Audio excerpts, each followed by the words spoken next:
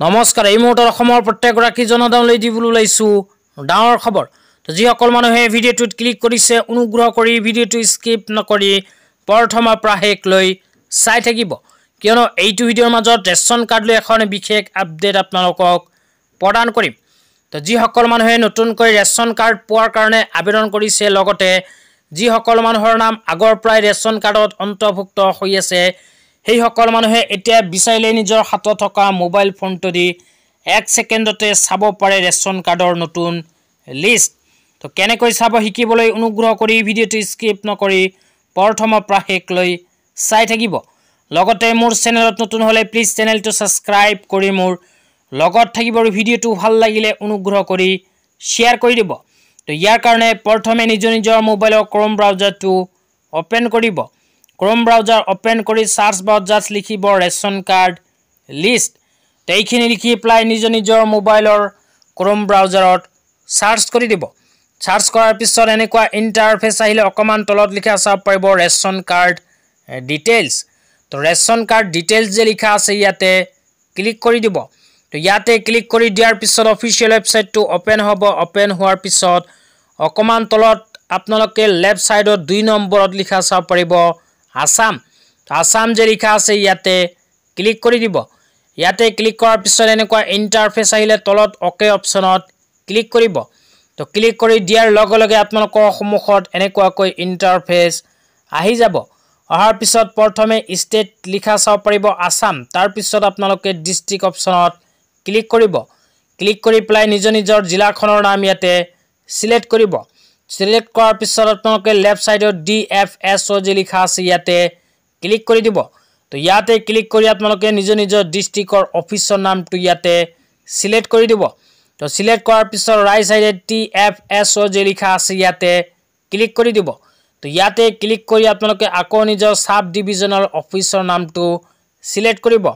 তাৰ পিছত লেফট সাইডে এফপিএস যে লিখা আছে ইয়াতে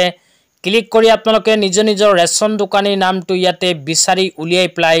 নিজৰ ৰেচন দোকানীৰ নামৰ ওপৰত ক্লিক কৰি দিব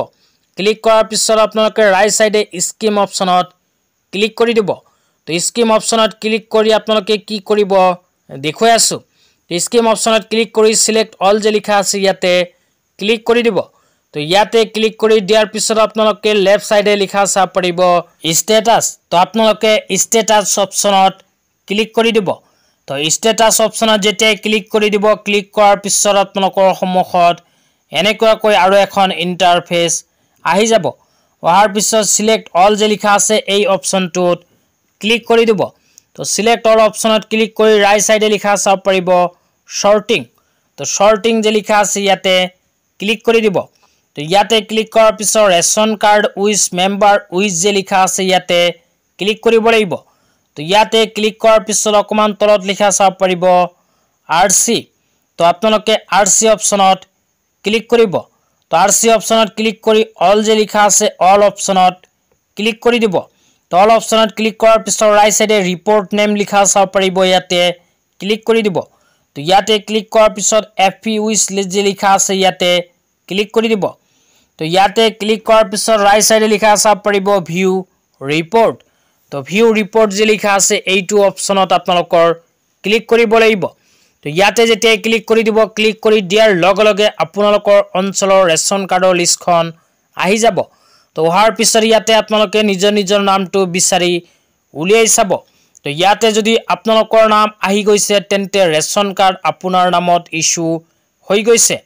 লগতে যি সকলে নতুনকৈ ৰেচন কাৰ্ড পোৱাৰ কাৰণে আবেদন কৰিছিল সেই সকলেও কিন্তু এনেকুৱাকৈ চাব লাগিব ৰেচন কাৰ্ডৰ নতুন লিষ্ট তো আজি ইমানেই ভিডিঅ'টো চাই কেনে পালে নিশ্চয় কমেন্ট বক্সত কমেন্ট কৰি জনাই দিব লগতে মোৰ চেনেলত নতুন হলে প্লিজ চেনেলটো সাবস্ক্ৰাইব কৰি মোৰ লগত থাকিব তো ধন্যবাদ।